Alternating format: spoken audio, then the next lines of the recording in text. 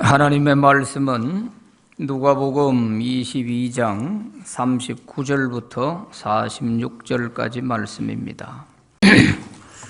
호산나 찬양을 해주셨는데, 호산나라는 뜻은 구원하소서 하는 뜻입니다. 예수님 당시에 구원을 부르짖었던 사람들이 있었지만 오늘 우리는 이미 그 구원을 누리고 있습니다. 이 은혜 우리가 감사할 수 있기 바랍니다. 오늘은 예수님의 기도 모본이라는 제목으로 말씀드립니다.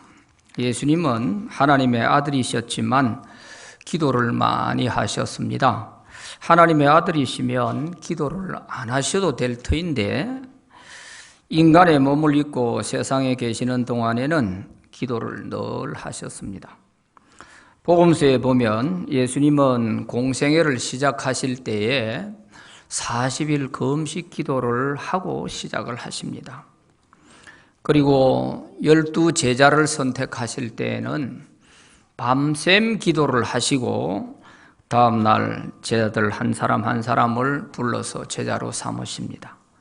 이렇게 중요한 일들이 있을 때마다 예수님은 더 기도를 많이 하셨습니다.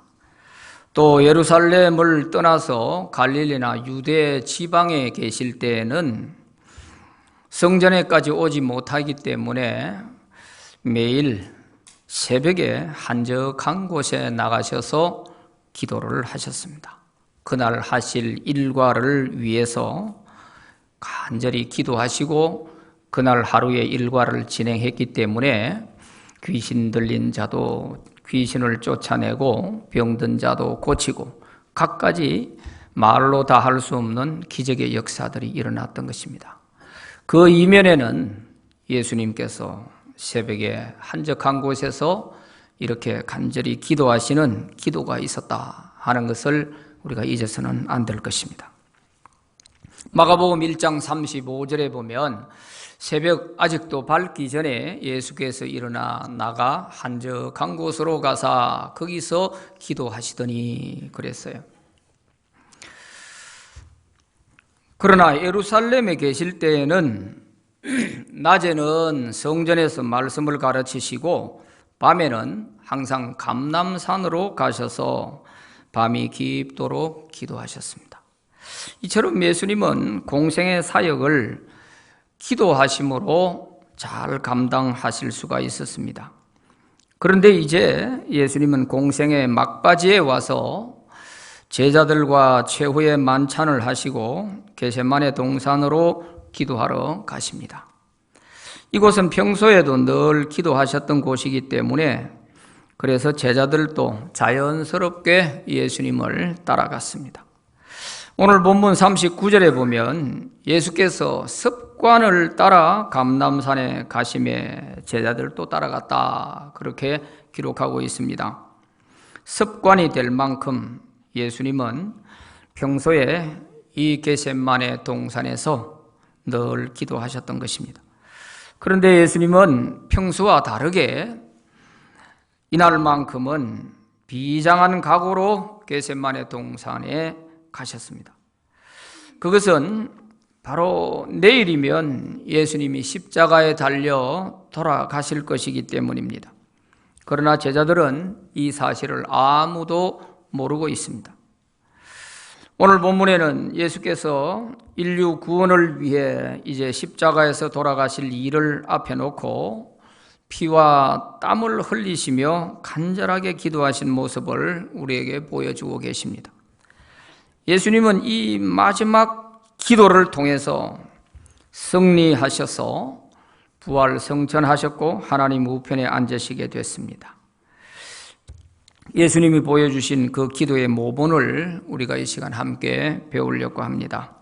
첫째는 예수님은 자기의 심경을 제자들에게 알리고 기도하라고 당부하십니다. 39절 40절 말씀 함께 읽어봅니다. 시작. 예수께서 나가사 습관을 따라 감람산에 가심에 제자들도 따라갔더니 그곳에 이르러 그들에게 이르시되 유혹에 빠지지 않게 기도하라 하시고 이렇게 기록되어 있습니다. 누가복음에는 감람산에 도착하자마자 예수님은 제자들에게 유혹에 빠지지 않게 기도하라 이렇게 되어 있습니다만은 마태복음과 마가복음에 보면 좀 더 자세하게 기록이 되어 있습니다. 마가복음 14장 32절부터 34절에 보면 그들이 겟세마네라 하는 곳에 이르매 예수께서 제자들에게 이르시되 내가 기도할 동안에 너희는 여기 앉아 있으라 하시고 베드로와 야고보와 요한을 데리고 가실새 심히 놀라시며 슬퍼하사 말씀하시되 내 마음이 심히 고민하여 죽게 되었으니 너희는 여기 머물러 깨어 있으라 하시고 이렇게 되어 있습니다. 누가복음에서 알 수 없는 좀 더 자세한 사실을 마태, 마가복음에서 알려주고 있습니다. 예수님은 가룟 유다가 없는 11명의 제자들과 함께 겟세마네 동산으로 가신 것입니다. 그리고 9명의 제자들에게 너희는 여기 앉아 있으라 이렇게만 말씀하셨어요. 여기 앉아 있으라. 그리고 베드로와 요한, 야고보 이 세 사람은 예수님이 따로 좀 더 떨어진 곳으로 데리고 갑니다. 그리고 그곳에 가서 예수님은 자기의 고민스러운 심경을 다 털어놓고 그 세 제자에게 말씀하십니다. 내 마음이 지금 심히 고민이 돼서 죽게 되었다. 이렇게 말씀하시면서 너희는 여기에서 깨어 기도해라 하고 말씀하신 것입니다. 이것을 보면 예수님도 자기의 고민을 털어놓고 말할 수 있는 제자가 많지 않았던 것 같습니다. 그나마 그 중에서 베드로, 야고보, 요한 이 세 사람을 따로 데리고 가서 예수님의 자기 심경을 털어놓는 걸 보면 그나마 그 중에서 이 사람들은 그래도 믿고 말할 수 있다 이렇게 생각하시고 아마 마음을 털어놓은 것 같습니다.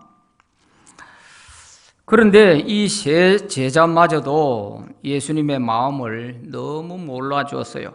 예수님은 지금 이렇게 내가 죽게 되었다고 말씀을 하셨는데도 이 세 제자가 그 말씀을 듣고서도 그냥 아랑곳하지 않고 기도하라는데도 잠을 자고 있는 것이죠. 그래 부탁해놓고 예수님은 좀 더 떨어진 곳에 가서 엎드려서 얼굴을 땅에 대고 기도를 하십니다. 그리고 돌아와서 보니까 이 세 제자가 또 깊은 잠에 빠져 있습니다. 그래서 다시 깨워줍니다. 시몬아 자느냐? 네가 1시간도 깨어있을 수 없더냐? 시험에 들지 않게 깨어 기도하라. 마음에는 원이로되 육신이 약하구나 하면서 주님은 이들을 깨워놓고 다시 가서 기도하십니다. 그리고 또 와서 보니 또 자고 있습니다. 또 깨워놓고 가서 기도하고 오니 또 자고 있는 거예요. 그러자 세 번째 오셔서 예수님은 이제는 자고 쉬라. 그만 되었다. 보라 인자가 죄인의 손에 팔리느니라. 일어나 함께 가자. 보라 나를 파는 자가 가까이 왔느니라. 그렇게 말씀하십니다. 기도하라 말씀하실 때 그 기도 시간이 항상 있는 것이 아니었어요. 우리가 평소에 기도할 때에는 언제든지 내가 시간 될 때에 기도할 수 있습니다. 그런 기도할 때가 있는 반면에 특정한 시간을 주시면서 이때 네가 깨어 기도해라 이렇게 말씀하실 때에는 좀 귀담아 들었어야 되는데 이 세 제자마저도 예수님의 마음을 너무 알지 못하고 그냥 잠에 빠져버린 것이죠. 그랬을 때 참 예수님의 마음이 어땠을까 우리가 참 짐작이 됩니다. 항상 기도할 수 있는 것이 아니고 지금 시시때때로 몰려오는 그 무서운 시험이 다가오는 것을 주님은 훤히 내다보시면서 이 제자들에게 기도하라고 말씀을 하신 것입니다. 그런데 이들은 그걸 못 알아들으신 거죠. 기도해야 할 때 기도하지 못하게 되면 넘어질 수밖에 없죠. 그래서 베드로는 이 주님의 말씀을 소홀히 듣고 기도하지 않았다가 예수님이 잡혀가는 모습을 보고 그때부터 예수님을 모른다고 3번이나 부인을 합니다. 그것도 별 볼 일 없는 계집종들 앞에서도 벌벌 떨면서 예수를 모른다고 부인하고 심지어는 맹세를 하면서 저주를 하면서 예수를 모른다고 부인을 했습니다. 수제자라고 어깨에 힘주고 다닐 때 베드로의 모습과 지금의 이 모습이 얼마나 초라하게 되는 것입니까? 기도해야 될 때 기도 안 하니까 수제자의 자리에서 바닥으로 떨어지게 만드신 거 아니에요. 이처럼 좀 예수님의 마음을 헤아리고 좀 들을만해서 세 제자를 따로 불러서 이렇게 말씀을 드렸는데도 불구하고 이들이 흘려 들어버려서 이런 일이 벌어지게 된 것이거든요. 다른 제자들은 그냥 도망이라도 쳤지만 베드로는 3번이나 이렇게 모른다고 부인을 하고 했던 것 아니겠습니까? 오늘 우리도 주님의 심정을 털어놓고 정말 헤아릴 수 있는 그런 성도들이 진정한 성도가 되는 거예요. 주님의 마음과는 아랑곳하지 않고 내 바라는 바만 얻으려고 하는 이런 마음을 가지고는 주님을 따라가는 제자가 될 수가 없어요. 그래서 기도하라, 또 기도해야 될 특별한 이 시기, 그런 때에는 이유를 묻지 말고 그냥 주님이 정말 죽게 되셨다 하는 이 말만 듣고서도 사실은 어떻게 잠이 오겠습니까? 그런데도 제 아들은 피곤을 이기지 못하고 결국 잠에 빠져버렸거든요. 그래서 오늘 우리들도 특별히 정말 주님이 걸어가신 그 자체를 생각하면서 우리가 내일 아침부터 특별 고난주간 새벽 기도회를 하려고 합니다. 좀 많이 힘드시겠지만 그러나 이 시기에는 특별히 우리가 기도해야 할 시기예요. 그러니까 이럴 때는 좀 함께 기도할 수 있는 그런 우리 성도들이 되시길 바랍니다. 특별히 항전 직분자들은 정말 주님께서 그나마 주님의 마음을 털어놓고 말할 수 있는 자들이고 또 주님의 마음을 헤아릴 수 있는 자들이 항전 직분자들 아니겠어요? 그럼에도 불구하고 주님의 말씀을 주님의 말씀으로 듣지 못하고 흘려들어 버리면 그건 사실 자격이 없는 것이죠. 그래서 우리가 꼭 기도해야 할 이런 시기에는 함께 기도하고 주님의 마음을 함께 헤아릴 수 있는 그런 우리 신광의 성도들이 다 되시기를 바랍니다. 두 번째는 예수님은 하나님의 뜻에 순종하는 기도를 하셨습니다. 41절 42절 말씀을 보면 그들을 떠나 돌 던질 만큼 가서 무릎을 꿇고 기도하여 이르시되 아버지여 만일 아버지의 뜻이거든 이 잔을 내게서 옮기시옵소서. 그러나 내 원대로 마시옵고 아버지의 원대로 되기를 원하나이다. 이렇게 기도하셨습니다. 예수님이 무릎을 꿇고 기도하신 것은 하나님의 뜻에 전적으로 순종하겠다는 표현이지요. 누가복음에는 무릎을 꿇었다 이렇게만 되어 있지만 마태와 마가복음에서 보면 예수님이 엎드려서 얼굴을 땅에 대시고 기도했다 그렇게 표현이 되어 있습니다. 무릎을 꿇는 것에서 그치지 않고 엎드려서 얼굴을 땅에 대고 이렇게 기도했다는 것은 전적인 하나님의 뜻에 복종하겠다고 하는 표현인 것입니다. 그래서 지금도 전주교에서 신부님들이 신품을 받을 때에 그 성직을 받을 때에 앞에 그 의식하는 가운데 보면 그 안수 받을 사람들이 완전히 쫙 이렇게 엎드려요. 머리끝부터 발끝까지 완전히 땅에 다 닿도록 이렇게 엎드려요. 그것은 전적으로 하나님의 뜻에 복종하는 사람이 되겠다 하는 그런 것을 의식으로 표현한 것이죠.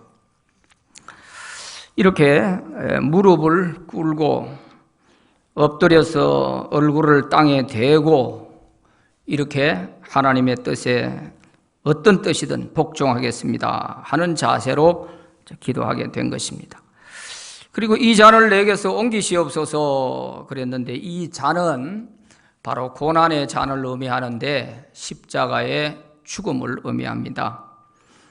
그래서 이것을 될 수 있으면 내게서 옮기시옵소서 이렇게 오늘 본문에는 말씀하고 있습니다.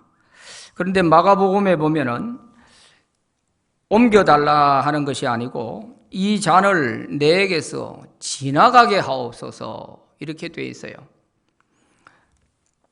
의미는 같은 의미지만은 표현이, 예수님은 정말 이 고난의 잔이 내게서 좀 지나갔으면 좋겠다, 그런 인간적인 표현을 잘 보여주고 있는 것이죠. 그래서 예수님은 할 수만 있다면 이 죽음이 지나가기를 원하셨지만, 그러나 그것은 자기의 뜻이고 죽음이라 할지라도 그것이 하나님이 원하시는 뜻이라면 주님 뜻대로 하세요 이렇게 기도하고 있는 것입니다. 인간의 몸을 가진 예수님이기에 살고 싶었지만 죽는 것이 하나님의 뜻이면 순종하겠다고 기도하는 것입니다. 예수님이 우리에게 보여주신 기도의 모본에서 가장 어려운 것이 바로 이것입니다. 나를 내려놓고 하나님의 뜻에 전적으로 따르겠다고 하는 이 기도, 아무나 할 수 있는 기도는 아니에요. 참 어려운 부분이에요. 그래서 예수님께서 내가 마음이 심히 고민하여 죽게 되었다 하는 이 표현 속에는 십자가의 그 죽음이 두려워서 그럴 수도 있지만, 그것보다도 더 정말 죽을 정도로 고민이 되는 것들 중에는 제자들이 기도하라는 시간에 기도하지 않고, 또 제자들 앞에 다가올 그 무서운 시험, 그리고 자기를 버리고 다 도망갈 이런 제자들을 생각하면 정말 마음이 어떠했겠어요? 그런가 하면은 또 자기 뜻을 내려놓는다고 하는 이것이 얼마나 어렵다는 것을 이 말씀에서 보여주는 것입니다. 자기를 내려놓고 주님의 뜻에 전적으로 따른다고 하는 것, 이것은 어떻게 보면 기도에 있어서 가장 정상에서 할 수 있는 기도다 이렇게 볼 수 있습니다. 그런데 예수님이 하나님의 뜻에 순종하는 기도를 하셨을 때에 천사가 나타나서 예수님을 도와주었다 하는 말씀을 볼 수 있어요. 43절에 보면 천사가 하늘로부터 예수께 나타나 힘을 더하더라 그랬습니다. 이것은 예수께서 이 죽음의 고난을 하나님의 뜻에 따르겠다고 하니까 그 고난의 길을 끝까지 잘 갈 수 있도록 천사를 보내서 도와주셨던 것입니다. 만일 끝까지 십자가를 지지 못하게 되면 지금까지 예수님께서 하신 모든 구원의 사역이 다 수포로 돌아가거든요. 그러니까 얼마나 중요한 시기입니까? 구속의 사역 가운데 이제 마지막 절정에 와 있는 거죠. 이것을 이루느냐 못 이루느냐에 따라서 구속의 사역이 실패를 하느냐 성공을 하느냐가 달려있는 것 아니겠습니까? 그래서 사탄도 얼마나 교묘하게 집요하게 이렇게 예수님을 이 구속의 사역에서 실패하게 만들려고 하는지 몰라요.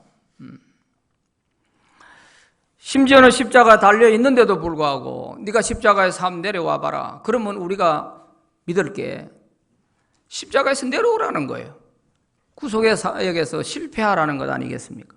이처럼 사탄은 집요하게 끝까지 이 구원의 사역을 실패하게 만들려고 하는 것을 볼 수 있어요. 그래서 하나님은 예수님께서 끝까지 이 십자가 지고 가는 길을 잘 완주할 수 있도록 천사를 보내서 도와주시는 겁니다. 오늘 우리도 기도할 때 우리 자신을 내려놓고 하나님의 뜻을 따르려고 기도하는 사람에게는 하나님이 도와주셔서 하나님의 뜻을 이룰 수 있게 해주시는 거예요. 우리가 겁을 먹고 못하겠다고 손사래를 치니까 문제가 되는 것이지, 이것이 하나님의 뜻이라면 제가 어찌됐든지 순종하겠습니다 하고 가는 자에게는 하나님께서 그 일을 할 수 있도록, 어떤 어려움이라 할지라도 할 수 있도록 힘을 주시는 거예요. 그게 바로 예수님이 우리에게 보여주신 모범이 아니겠습니까? 다니엘이 자기가 기도할 때 자기를 다 내려놓고 죽을 줄 알면서도 감사하는 기도를 드렸어요. 지금까지 살아온 것만 해도 감사하고 이것이 마지막이 된다 해도 후회 없고, 그런 마음으로 자기를 내려놓고 하나님께 기도했을 때 하나님이 다니엘을 사자굴 속에서 다시 살려주신 것 아니겠습니까? 이렇게 내 자신을 내려놓는다는 것은 나를 버리고 주를 따른다는 것인데, 이렇게 할 때 다시 사는 역사가 있는 거죠. 누가복음 17장 33절에 보면은 무릇 자기 목숨을 보전하고자 하는 자는 잃을 것이요 잃는 자는 살리라 그랬어요. 참 역설적인 진리입니다. 아마 육신의 목숨 조금 더 연장하려고 살렸고 그렇게 하나님의 뜻을 거부했더라면 오히려 그것이 죽는 길이었겠죠. 그러나 자기를 버리고 주님 뜻을 따르니까 하나님께서 예수님을 부활하게 하시고 성천하여 하나님 우편에 앉혀주신 것 아니겠습니까? 우리가 잘 아는 주기철 목사님 옥중 기도문 가운데 5가지 나의 기원이라는 그런 기도 제목을 가지고 옥중에서도 계속 기도를 하셨어요.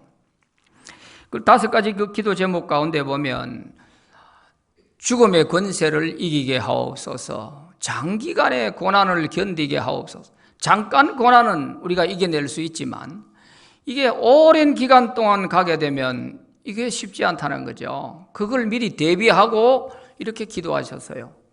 나의 노모와 처자식과 사랑하는 성도들을 주님이 돌보아 주옵소서. 의에 살고 의에 죽게 하옵소서. 내 영혼을 주께 부탁하나이다 하면서 이 5가지를 가지고 늘 기도를 해 오셨는데, 이제 신사참배로 신사참배 거부로 인해 가지고 구속이 됐죠. 그래서 대구로 이감이 됐습니다. 대구에서 7개월 동안 수감원 생활을 하고 잠시 풀려났어요. 그래서 그 풀려난 날이 주일날이었습니다. 평양 산정행교회로 가셨죠.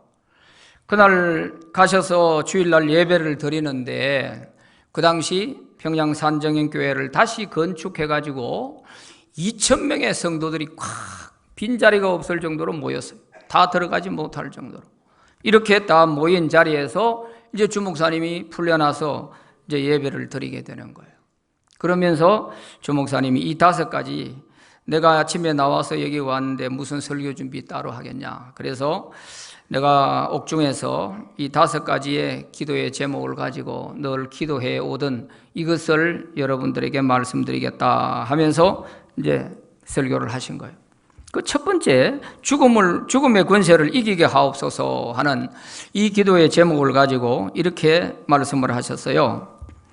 나는 바야흐로 죽음에 직면하고 있습니다. 나의 목숨을 빼앗으려는 검은 손은 시시각각 닥쳐오고 있습니다. 죽음에 직면한 나는 사망의 권세를 이기게 하여 주시옵소서 하고 기도하지 않을 수 없습니다. 무릇 생명이 있는 만물이 다 죽음 앞에서 탄식하며 무릇 숨쉬는 인생은 다 죽음 앞에서 떨고 슬퍼합니다. 죽음이 두려워 의를 버리며 죽음을 면하려고 믿음을 버린 사람이 얼마나 많습니까? 주님의 수제자 베드로도 죽음이 두려워 가야바 법정에서 예수를 부인하고 계집종 앞에서도 모른다고 맹세하였으니 누가 감히 죽음이 무섭지 않다고 장담하겠습니까? 그러나 주님을 위하여 10번, 100번 죽는 것은 좋지만 주님을 버리고 100년, 1000년 산다 한들 그 무슨 삶이 되겠습니까? 오 주여, 이 목숨을 아끼어 주님께 욕되지 않게 하시옵소서. 주님은 나를 위하여 십자가에 달리셨습니다. 머리에 가시관, 두 손과 두 발에 쇠못에 찢기어 최후의 피 한 방울까지 쏟으셨습니다. 주님 나를 위하여 죽으셨거늘 내 어찌 죽음이 무서워 주님을 모르는 채 하오리까? 다만 일사각오가 있을 뿐입니다. 소나무는 죽기 전에 지켜야 푸른 것이고 백합화는 시들기 전에 떨어져야 향기롭습니다. 이 몸도 시들기 전에 주님 제단에 드려지길 바랍니다. 어떤 이는 나에게 왜 괜한 일로 목숨을 거느냐고 말합니다. 또 다른 이는 가족 생각은 않고 자기 의지만 주장한다고 말합니다. 또한 친구는 이제 적절히 타협하고 먼 훗날을 기약해서 한 걸음 물러서자고 합니다. 나 어찌 죽음이 무섭다고 주님을 모른 채 하겠습니까? 하는 이런 설교를 하셨습니다. 그리고 얼마 안 돼서 1939년 9월에 다시 세 번째 수감이 되면서 황실 불경죄, 취한유지법 위반 이런 죄목으로 징역 10년형을 받고 수감하는 중에 1944년 4월 21일 날 밤 9시에 순교를 하십니다. 해방 1년 조금 넘게 남겨놓고 그만 이 땅에 해방을 보지 못하시고 순교하신 것이죠. 끝까지 정말 인간이기에 그 죽음의 권세를 이길 수 있도록 하는 데는 기도밖에 없는 거죠. 하물며 하나님의 아들이신 예수님도 십자가를 앞에 놓고 기도하시고 그 기도를 통해서 그 고난을 이겨내신 거 아니겠습니까? 주 목사님도 역시 이런 기도로 힘을 얻어서 끝까지 순교의 자리까지 나갈 수 있게 됐던 것이죠. 우리도 끝까지 믿음 변절하지 않고 우리가 믿음 잘 지켜내는 그런 우리 신광의 성도들 되시기를 바랍니다. 어떤 고난 중에서도 믿음만은 포기하지 않아야 됩니다. 삶은 얼마나 더 살겠습니까? 세 번째, 예수님은 힘쓰고 애써 더욱 간절히 기도하셨습니다. 44절 말씀에 보면 예수께서 힘쓰고 애써 더욱 간절히 기도하시니 땀이 땅에 떨어지는 빗방울같이 되더라 그랬습니다. 예수님은 자신을 내려놓는 것이 얼마나 어려운 것인지를 잘 보여주고 있습니다. 얼마나 힘을 쓰고 애를 써서 간절하게 기도하셨는지 땀이 땅에 떨어지는 빗방울같이 되더라 이렇게 표현했습니다. 우리가 애를 많이 쓰고요 또 신경을 많이 쓰고 이렇게 하면은 1시간만 그렇게 집중해서 신경을 쓰는 일이 생겨도 코피가 터져요. 가만히 있는데도 코피가 터져요. 눈에 충혈이 생깁니다. 그게 뭐예요? 이렇게 모세혈관에 그 피가 터지는 거예요.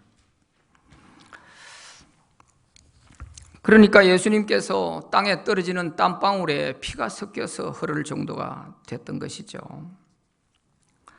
십자가의 죽음을 앞두고 하신 기도인 만큼 힘을 다해서 기도하신 것이죠. 신학자 메이어라고 하는 신학자는 이 부분을 주석을 하면서 땀에 피가 섞여서 흘러내렸다 이렇게 주석을 했습니다. 특히 이 누가복음을 기록한 누가는 의사지 않습니까? 의사로서 보는 관점이 달랐던 거죠. 마태, 마가, 요한 아무도 예수님의 기도에서 땅에 떨어지는 땀방울이 핏방울같이 되더라 이런 표현한 자가 없어요. 의사인인 만큼 누가가 아주 정확하게 본 것이죠. 그러기에 이것은 그냥 상징적인 표현이 아니라 의사가 본 정확한 표현이라 할 수 있습니다. 그야말로 피땀을 흘리며 간절하게 기도하신 것입니다.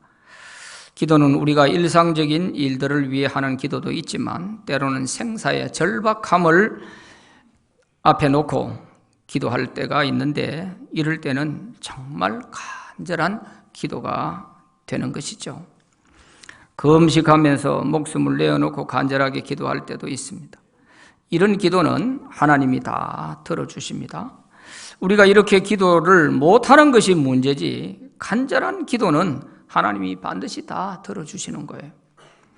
예레미야 29장 12절 13절 같이 읽어봅니다. 시작. 너희가 내게 부르짖으며 내게 와서 기도하면 내가 너희들의 기도를 들을 것이요 너희가 온 마음으로 나를 구하면 나를 찾을 것이요 나를 만나리라. 아멘. 링컨 대통령은 기도를 많이 하는 사람이었습니다. 그는 이렇게 말했습니다. 나는 어려울 때마다 무릎을 꿇고 기도한다. 나는 충분한 지혜가 없지만 기도하고 나면 특별한 지혜가 머리에 떠오른다고 했습니다. 기도하는 사람만이 느낄 수 있는 부분이죠. 그러니까 자기를 내려놓고 하나님의 뜻을 구하는 기도를 할 때마다 지혜를 주셔서 나라를 사심없이 잘 다스릴 수 있는 이런 대통령이 될 수 있었던 겁니다. 그 어려운 노예 해방을 위해서 누가 안 하고 가만히 있으면 될 텐데 자기가 나서서 하는 이것은 하나님이 주신 사명이라 생각하고 그렇게 했던 것 아니겠습니까? 그러니까 지금까지도 가장 존경하는 미국 사람들의 대통령 가운데 1위를 항상 이 링컨 대통령이 차지하고 있는 것 아니겠습니까? 사도 바울도 쉬지 말고 기도하라고 했습니다. 기도하는 것을 멈추지 말고 우리가 간절하게 기도함으로써 우리를 통해서 하나님의 뜻이 이루어지고 또 하나님께서 우리에게 정말 그 일을 감당할 수 있도록 힘도 주시는 이러한 은혜들을 많이 누리는 저와 여러분들이 되시기를 바랍니다. 기도합시다. 하나님 아버지 감사합니다. 주님께서